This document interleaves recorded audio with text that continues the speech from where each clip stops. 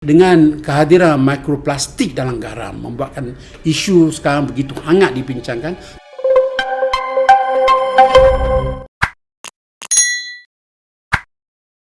Salah satu daripada isu terhangat dalam pencemaran alam sekitar sekarang ialah tentang mikroplastik dalam garam. Selama ini kita tidak mengetahui bahawa garam yang kita ambil tu mengandungi mikroplastik. Kalau kita kaji daripada mana asal garam tersebut, sebenarnya adalah sejatan daripada air laut. Air laut sekarang ni banyak mengandungi mikroplastik. Jadi dengan secara tidak sengaja, mikroplastik wujud dalam garam kita. Garam penting dalam masakan, dalam flavoring. Food industry tanpa garam tak adalah food industry. Sebenarnya kehadiran mikroplastik dalam garam baru saja ditemui lebih kurang 4 tahun lepas. Seorang saintis dengan tidak sengaja terjumpa mikroplastik dalam garam dalam analisis yang jarang dilakukan. Oleh kerana mikroplastik ni dia transparent, ya. Kita tak nampak. Kita ingat ambil garam tu kita renjes di makanan kita, kita ingat tak ada apalah. Dengan pengambilan garam yang lebih kita akan dapat heart attack dan sebagainya. Garam sebenarnya toksik kalau at a very high concentration. Tapi dengan kehadiran mikroplastik dalam garam membuatkan isu sekarang begitu hangat dibincangkan tentang kesan sampingan, kesan health.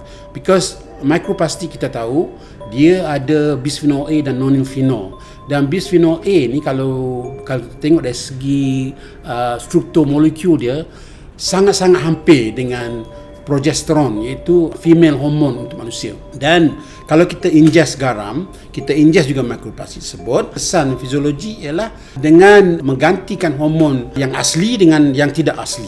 Dan bila yang mengandungi plastik tadi oleh perempuan yang mengandung akan memberi kesan kepada janin tersebut, dan kalau janin tersebut telah membentuk sebagai jantina laki-laki, dia akan slowly merubah pada jantina perempuan. Itu feminization of boys. Dan feminization of boys ini sudah pun dibuktikan di beberapa buah universiti di Denmark dengan kajian yang tepat. Jadi next time kalau kita mengambil garam, kita pastikan garam tersebut mungkin land based atau garam Himalaya ke garam daripada land, ya. Ada sebenarnya trace amount of mikroplastik dalam garam yang daripada asalnya daripada bumi.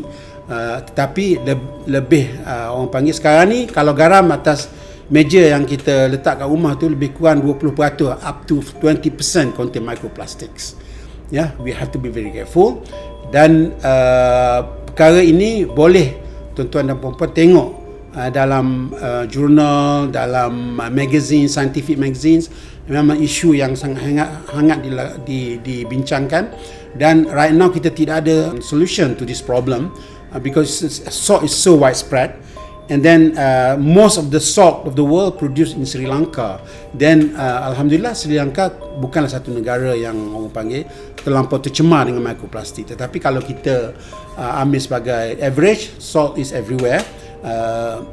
Dikeluarkan terhasil daripada air laut, dan air laut mengandungi banyak mikroplastik. Telah pun terjumpa dan mengandungi dalam garam biasa yang kita ambil, dan kita perlu berhati-hati supaya kita tidak mengambilnya secara berlebihan dengan tidak sengaja ini. Bersama membina masyarakat rahmat.